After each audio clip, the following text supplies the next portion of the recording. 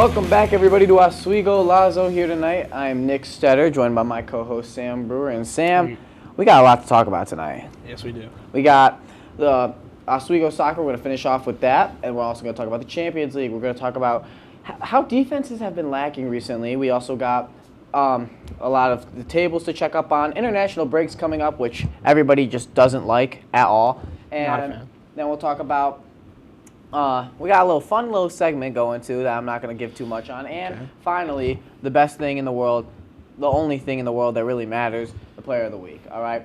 But we're going to start off with the Oswego soccer season. And Sam, Oswego soccer is officially over. It's over. The women's team lost to Fredonia in the SUNYAC playoff, 0-1 in overtime, double overtime actually. And they actually had a pretty good season, Sam. Yeah, I mean, heartbreaking loss in the SUNYAC tournament in double overtime. You never want to see that. Losing a game to end a season with 0 goals just is not a great feeling. Probably one of the worst. Yeah.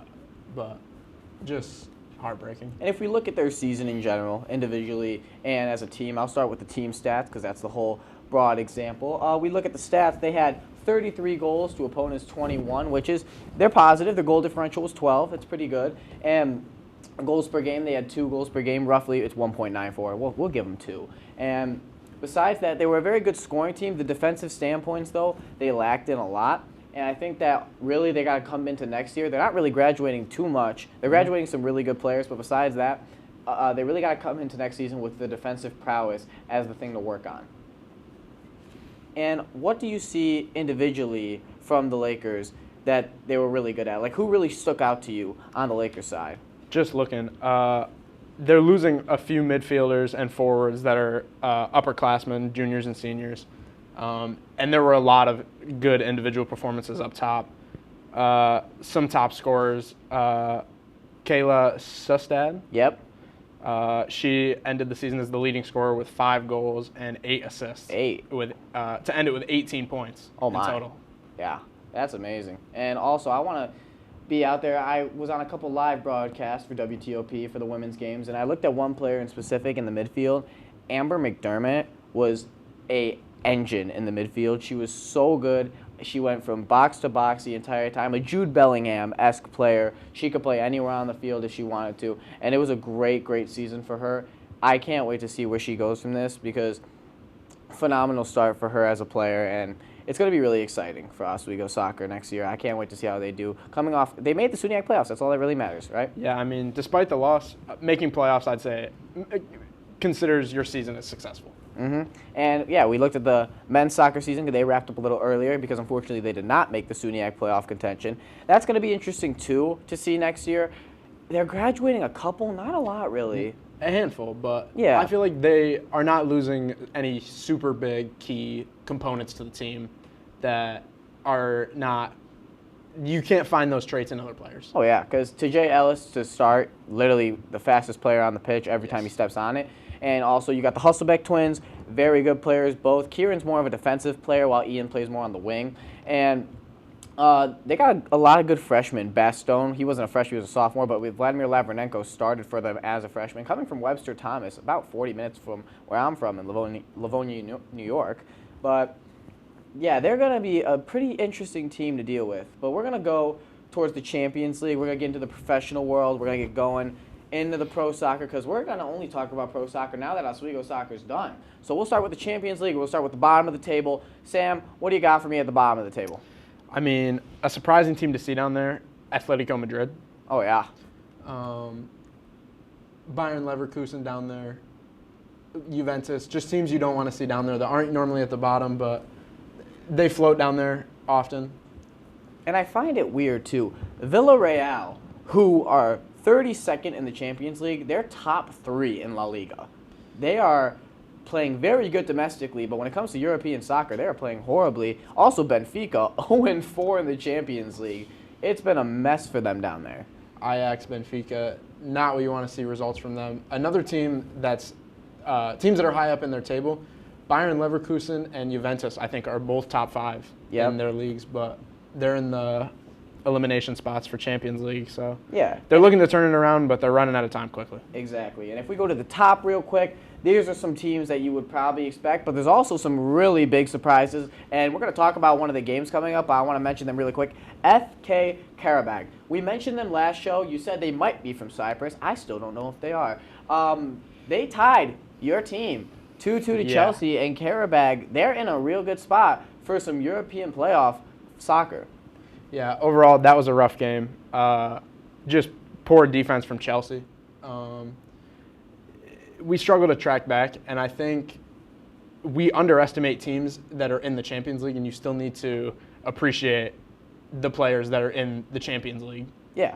So sometimes Chelsea's starting 11 doesn't always feel like a starting 11. Mm-hmm. It feels like some of the players are underdeveloped or need to work more maybe in the younger divisions, but overall, Chelsea has Barca coming up, so I think that'll be the biggest test for them so far. And I also want to talk about more towards the top of the table. We have Galatasaray at 9th, right below Liverpool, who just beat Real Madrid. Real Madrid right above Liverpool. It's kind of a little order right there. And we also look at Bayern Munich, top of the table of the Champions League, top of the table of the Bundesliga. They haven't lost since July. They're on a 17-game unbeaten streak. Just lost their winning streak, though, tied recently to, I believe it was Union Berlin. I saw that. And, yeah, they're still unbeaten since July. This is some of the most dominant performing players and coaching I've ever seen out of a team at the start of a season. Yeah, I would just say there are a lot of elite teams recently that have been in the Champions League and performing at the top of their tables, but Bayern is the most dominant team. I mean, they've walked over. They walked over PSG. They beat Barca, I believe. Yep. It's hard to compete with them right now, and I think if they keep this up, no one will be able to stop them. And also, they just played the reigning champions of the Champions League, Paris Saint-Germain, in a 2-1 win, and Luis Diaz did absolutely everything, include get sent off after a horrid challenge on Achraf Hakimi. Hakimi, get well soon, please. You're an amazing player. Phenomenal.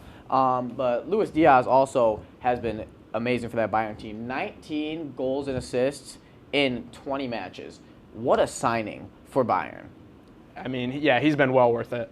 They've gotten their money's worth plus more, and his value has definitely gone up. So if they wanted to sell him for any reason, they can do that as well. What trends do you see coming into the table? Do you think anybody from that bottom half of the table is going to come up to that top 18, or do you think it's just going to stay how it is and we're going to see that round of 16 and playoff contention into the future?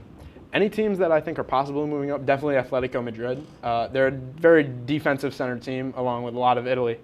And they're 2 wins, 2 losses.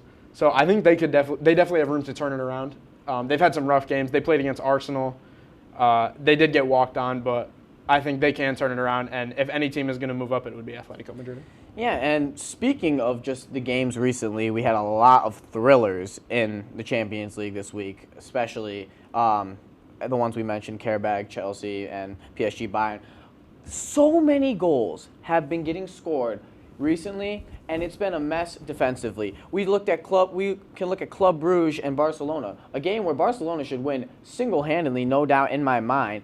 3-3 draw after Carlo Forbes, who's on loan from Man City actually, scored 2 goals for Club Brugge in that game, and Barcelona had an own goal. Club Brugge had an own goal for Barcelona, and Ferran Torres and Lamine Yamal scored. Goals are everywhere, Sam, absolutely everywhere. It doesn't matter the league you're in. -1, but we'll get to that later. You got anything on those goals, though? Do you think you should see defensive teams, maybe different signings, maybe is the defensive liabilities from potential coaching mishaps? What do you think? I think a big part of it is coaching. Liverpool today, oh God, they lost. They were using a 3-back, and I just think teams are more focused on just winning possession in the midfield and starting counterattacks, and they're not really focused on blocking shots and taking the ball when they need to. Yeah, that game was a mess. I really don't even want to talk about it much. I'm not going to lie. It was very sad to watch, and I really think that defensive. I mean, if you look at Arsenal, though, they weren't scored on in game time. There's 90 minutes in a game. They weren't scored in game time for 13 hours straight. They had a clean sheet for 13 hours. I found it ridiculous, but we're going to go to a quick break. When we come back, we'll look at the tables and international break. We'll see you here on WTOP 10.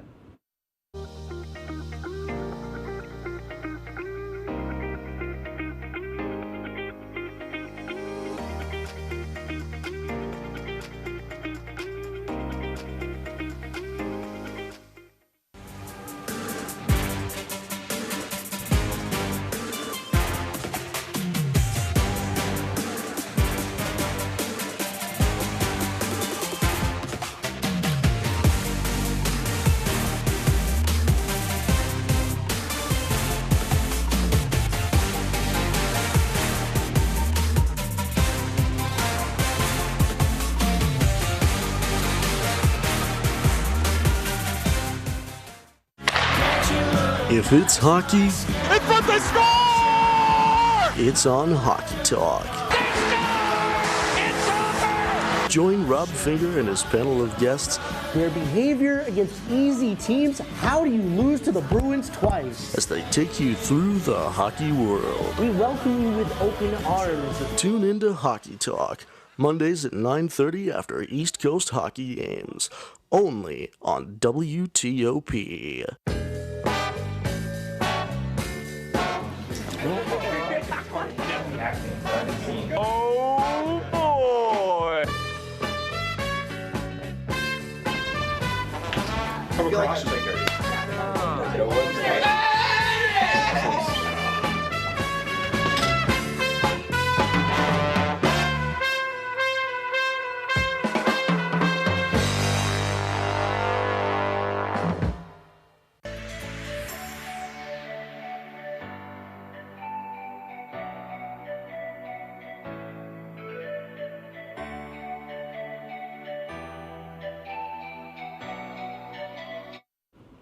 Welcome back, everybody, to Oswegolazo. I'm Nick Starter. That's Sam Brewer.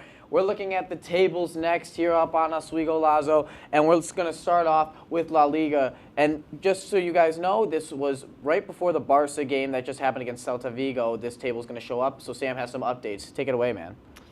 I mean, you have Real Madrid sitting pretty comfortably in first, ahead by 3. They've been dominant in this league so far.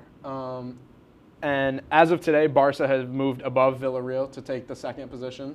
And then you have Villarreal, Atletico, and Real Betis following. So not much change there, but I think, again, this season is going to be a classic battle between Barcelona and Real Madrid for the title. Yep, I completely agree with you, man. I think that some teams, Valencia surprised me, really, that they're 19th in the table when they're usually a top 6 team for the La Liga side of things. But that's really all we have for La Liga. It's kind of mellowed out to where it normally is at, but let's take a look at the Bundesliga really quick. The Bundesliga is kind of what's been happening normally, really. You have Bayern at the top, undefeated, as I mentioned before, tying with Union Berlin. They lost that win streak, but you also got RB Leipzig in second over Borussia Dortmund, which I find really interesting. Dortmund, you know, in recent years, they haven't been playing really well in the Bundesliga. They've been playing very good in the Champions League. Yeah, that's but true. The Bundesliga, they've kind of struggled. Stuttgart also fourth. I find that a little surprising. They've been kind of mellowed out, middle of the table a couple of years. Now they're up to fourth. And I think that besides that, we have a couple of other guys. We have Hoffenheim, Frankfurt. They kind of sit where they normally sit. And I think that besides that, there's not many surprises. Wolfsburg's still down. They might get relegated sooner than we think. And the Bundesliga, man, it's looking scary. Yeah, it's close battles over there. I think a lot of shifting will happen before the end of the season. It's hard to predict what it will be now, but I think there's a lot more to come for that league, definitely. And what are we seeing with Ligue 1? Ligue 1, to nobody's surprise, Paris Saint-Germain sitting first on the table. Not very comfortably. They do have Marseille and Lens close on their tails, only 2 points behind, tied for second. And Marseille actually has a 4-goal differential point lead on PSG. Oh, so wow. if they do manage to go ahead, they would be sitting by a marginal gap. Oh, wow. That's impressive for Marseille. Lens, too. Lens, really, they kind of came up out of nowhere a couple of years ago when they had Seko Fofana. He's now at Saudi. That's the retirement home for everybody nowadays. And certain people shouldn't be there, like Joao Felix. But, yeah, no, the French league, it's kind of, as La Liga, it also mellows out. But Lens and Marseille are trying to make a case that it won't mellow out. I mean, Lille in recent years also won a league over PSG, which I also found surprising. But yeah, it's mellowing out per usual. And we got 2 leagues left for y'all. I promise, 2 leagues. We're almost done. We got the which one was it? It was Serie A. We have Serie A up next. My apologies. I gotta figure out my order in my head. So we have Serie A coming up, and we start off Internazionale still first. Them and Roma have been battling back and forth the entire time. Both teams, 8 wins, 0 draws, 3 losses. The goal differential is the only thing separating them because Internazionale has doubled their goal differential. And besides that, Juventus still at 6th, Napoli 4th and 3rd. Bologna is 5th. I find that shocking, Sam. Yeah, I mean, Bologna is usually high. Juventus, you love to see them higher, but just they haven't been producing the way you want. AC Milan and Internazionale always at the top. Napoli close to the top, and Roma is sitting up there comfortably with them. But one thing I want to talk to you about. A few days ago, there were 3 Serie A games played that all ended in 0-0 draws. Oh, wow. What do you have to say about that? Defensive prowess. The Italian league's always known for defensive prowess, and I really see a lot of that build up in the Italian league. It's really, I love watching it as a center back myself. I played center back my entire life growing up. I love the defensive side of the game. It's beautiful. But really quick, I want to finish off with the Premier League, and there's not a lot of changes. There's some surprises, not changes.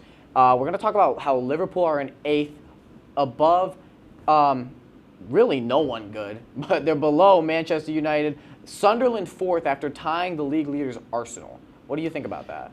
I mean, they also had a heartbreaking, well, for me, they had a victory over Chelsea in the last few weeks. They've been putting on a big, momentous movement towards the top of the table. And after just getting promoted, they're on a good run. Yeah, man. And if we look towards the future, we don't really have a future for a while because we're on international break, ladies and gentlemen. Coming up, not too many amazing games. You know, there's some decent ones out there, but international break and World Cup qualifying. If we look at teams that have already qualified for the World Cup, we got a lot of big names that stand out. Japan's always a threat in the World Cup. The obvious 3 teams that are hosting, Canada, Mexico, and the United States of America, are already in there. And we're also looking at Argentina and Brazil, 2 powerhouses, and England have qualified for the World Cup as well. What do you see going into that World Cup? I mean, a lot of powerhouse countries going into it. It's hard to predict who will be the champion, obviously now, because so much can change. But in my opinion, Spain are running away as current favorites. They have good defenders like Marc Cucurella. No bias, but yeah, no, I agree. I believe he's one of the best in the world right now. They have young talent, Lamine Yamal, Rafinha. I mean, I think they have the most pieces put together out of any other nation right now. Yeah, I have to agree with you. I think Spain are going to be the ones to probably take the World Cup this year. Spain, Argentina, I think they got their moment. They got their glory. I think after Messi leaves, they're done. I think they're done. They got some talent, though. Mastantuono on Real Madrid. They got Nico Paz coming out of Como in the Serie A League. But besides that, really not much going for them. I also think that England are going to be a star-studded team next year. They're going to have a lot of good players coming into that World Cup. You got Palmer, Bellingham, Saka, Trent. I just quoted a TikTok. I mean, yeah. But they got a really good squad coming into England. And is there any games over international break that you see and you're like, you know what, that might be a good showing? The only game I was really interested in were the U.S. games. I want to see how they perform, obviously. I still think Pulisic is out for the international team. So I think they will struggle against some of these higher teams like Paraguay, but I think they can get it done. But yeah, and I think that it's smart. And you mentioned earlier to me before the show started that Enzo Fernandez isn't playing for Argentina coming up because of some injuries. But I think that this is smart because, as I mentioned before, Argentina and USA are already in the World Cup. They don't really need to play these games. They don't need to play their best players. Take it easy on them. They still are playing for club teams. They can't focus on international break and club teams at the same time. That's a recipe for disaster. You really need to just hone it in, give them the recovery they need, and I think it's a smart play by them. But I don't know. What do you think? Because it's kind of, for me, I feel like it's a smart play. I mean, yeah, no reason to play unnecessary roles in games that could get you hurt. I think it is smart to rest these players, but I think it is also smart to display them while you can. Oh, yeah. Show what you can do in the World Cup. Some teams that I know are pulling back a lot of their starters for these games, Portugal. Mm-hmm. And I think they are one of the biggest sleeper teams for this World Cup coming up. Yeah, I would have to agree with you. Portugal, a massive sleeper. I think they're going to be hungry for Ronaldo's first World Cup, too.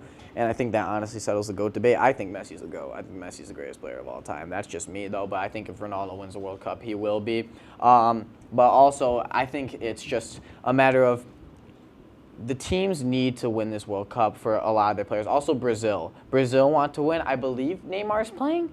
I don't know. He gets injured every week. I don't know if he'll be fit in time. Yeah, I don't know what he's going to do because he gets injured every week in Brazil. He can't even play on turf anymore.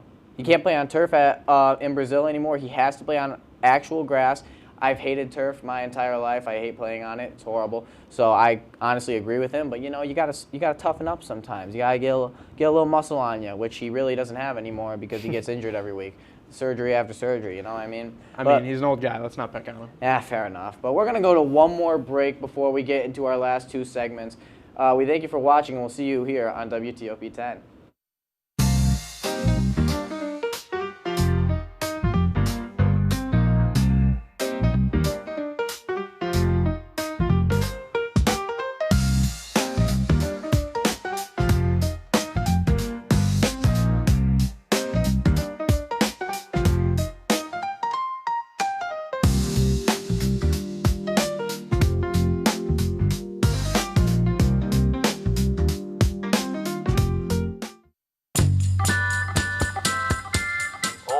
But I would have liked to see more on, Putin or something. I don't think he's very nice. He's so annoying, and he's not very funny either. He got that hot dog at one time. I don't know why he would do such a thing. I'm not sure why he's still playing a Nintendo Wii. The Nintendo Wii is so old. I've tried reporting him like 600 times, and nobody's answering my phone calls. Welcome back to the DK experience. Go back to your job. Every NFL fan I've played for the last 15 games. They beat. Writing a letter to the NFL fans? Get out of here with that. Let me finish. No, finish. Stop. Johnny Manziel, that guy, he's a loser. No, that's.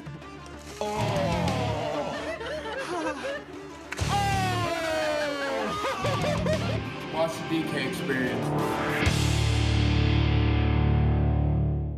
What we do here is go back. Cooked.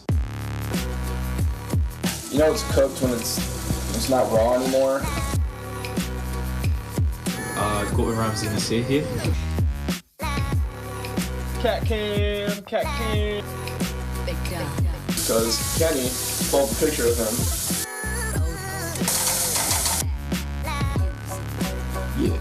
Yeah. Welcome back, everybody, to Oswegolazo, and we got a little bit of a fun segment coming up, Sam. We both have our phones out here on set because we're going to do a little challenge. You're a Chelsea fan, I'm a Liverpool fan. We're going to see who can name more of their club's players all time in a minute, all right? So do you want to start, or do you want me to go first? I don't know. I think you should go first. Okay, I should go first. So when you say go, we're going to start it, all right? I'm doing Liverpool players. 3, 2, 1, go. Isaac, Salah, not Saka, Van Dijk, Kirkez, Frimpong, Trent Alexander-Arnold, Alex Robertson, Andrew Robertson, oh my, Jordan Henderson, Gini Wijnaldum, Divock Origi, Roberto Firmino, Sadio Mane, Giorgio Mamashvili. We have Ozan Kabak, center back, a Turkish center back, Nathaniel Phillips. I'm thinking 2020 right now. We had Diogo Jota, rest in peace. Oh, God. I'm losing 30 it. seconds left. Jerry Dudek. We had Steven Gerrard, Kenny Dalglish, Ian Rush. We have, oh, God, oh, Lord, Konate, Ibrahima Konate. We have Wataru Endo, Takumi Minamino. 15 seconds. We have, oh, no. I'm blanking right now. Luis Diaz, Felipe Coutinho, Martis Skirtle, Mamadou Sakho, Time. 22, I counted. 22 players. That's a lot. I think I can all-time. name. Okay, so I just have to think of 2 starting 11s. Yeah. And then one extra player, which Chelsea probably have right now on their roster, Yeah. honestly. Okay. All right, you ready? Yep. 3, 2, 1, go. Garnacho, Estavo, Yao Pedro. And then we'll go Reece James, Chalobah, Levy Colwell, Diego Costa, Hazard, Cole Palmer, Romeo Lavia. All right. I'm blanking so bad. Didier Drogba. Did I say Diego Costa? Yep. Oh, so that doesn't count. 30 seconds. Oscar, Timo Werner, Mudryk, Caicedo. 40 seconds. Well, 20 seconds left. Conte, Thiago Silva. 10 seconds. Rudiger. 5 seconds. You need 3, 2, 1. Time. I was trying to think of keepers. Barely. I blanked. Too Barely. bad. But we're going to get into Player of the Week. That was a little fun Too segment. stressful. We're going to try to get more of that fun stuff going on, but we're going to get straight into Player of the Week. We're looking at a lot of players, man. There was a lot of great performances, a lot of great stories. But we're going to start with our honorable mentions really quick, and we're also going to talk about other players who maybe could have got it. Who is your honorable mention for the Player of the Week? My biggest honorable mention of the week is Victor Osimhen on Galatasaray. He actually scored a hat trick in their 3-0 win over Ajax in the Champions League this weekend, actually cementing himself as the highest scorer in the tournament so far. Oh, wow. And also, do you think Phil Foden should have maybe got on there too? Yeah, Phil Foden, definitely. He had 7 goals these last few games. Oh, wow. He's just been electric. City's entire offense has been running through him recently, and I think they're nothing without him. Yeah, I think Phil Foden was a great shout. And actually, for my honorable mention, I'm going to go straight back to City. And he was the first ever Player of the Week on Oswegolazo. I was really close to giving it to him again. Erling Haaland, he is striking that corner flag. That corner flag. Picture's from today. Yeah, it is when they beat Liverpool, unfortunately. But he is striking that corner flag after he missed a penalty today, but then he easily made up for it straight after. Liverpool conceded early. Haaland has been everywhere. 5 goals in 5 games, Champions League and Prem. City are running riot right now, and I think they're going to be a big factor when it comes to like the end of the Premier League, because they really shine at the end of the Premier League. They don't really play that good when it comes to like normal season. And yes, I lost a bet. That's why I'm wearing this. I would never wear this in person anywhere. I lost a bet to my friend back home. I'm not happy with him, and now I got to wear it on the show, which I wasn't too happy about at all. Well, listen, we all know what the best blue team is in the Prem, but on to the actual Player of the Week. Oh, my God, I'm so excited. It's the biggest award. This man is really bald. He is so bald. But, you know, he's flipped the way Manchester United have played completely around. It's been upside down for Man U in recent times. The Player of the Week is Brian Mbeumo, that bald man right there with Šeško behind him. Šeško picked up an injury. We'll get into that. But Brian Mbeumo, amazing. Just won Premier League Player of the Month, and he's had a stellar season in the Prem because Manchester United, they don't have any European competition, so he really doesn't have to worry about that. He gets a little more recovery. But he's flipped his team upside down. 4 goals in the last 5 games he's played and an assist. He's been everywhere. I think that he just scored in Tottenham yesterday, actually, too, in that 2-2 draw they had. But they've gone 5 games undefeated. They haven't lost. They've had 3 wins, 2 ties. And Brian Mbeumo, man, Player of the Week. I mean, yeah, and Player of the Month for the Premier League. Yeah. But obviously Player of the Week for WTOP Oswegolazo. It means way more. That might be the biggest achievement. And if you don't win Player of the Week, you're not playing soccer right. You're just not, all right? Brian Mbeumo might be the most decorated player of all time. Oh, my God. Well, no, Mbeumo, he was phenomenal, and he came from Brentford. Brentford, actually, is my second favorite team in the Premier League. When they had Tony, Visa, and Mbeumo, I was in love with the way they played. I loved Ivan Toney. He was phenomenal. I'm so mad he's in the Saudi League now, and I really like Brentford. What's your second favorite team, man? In the Prem or? In the Prem, yeah. I don't know. Chelsea has a lot of rivals, obviously, being from London, but if I had to pick a second favorite, I'd have to say Brighton. I mean, they're pretty much Chelsea's supplier team. So if they have good players, Chelsea has good players. And, I mean, just some notable names we gotten from them. João Pedro. Yep. I believe we got our keeper. Yeah. But, yeah, besides that, that'll be it for Oswegolazo. We thank you all for tuning in. And Mbeumo Player of the Week, and thank you. We'll see you next time.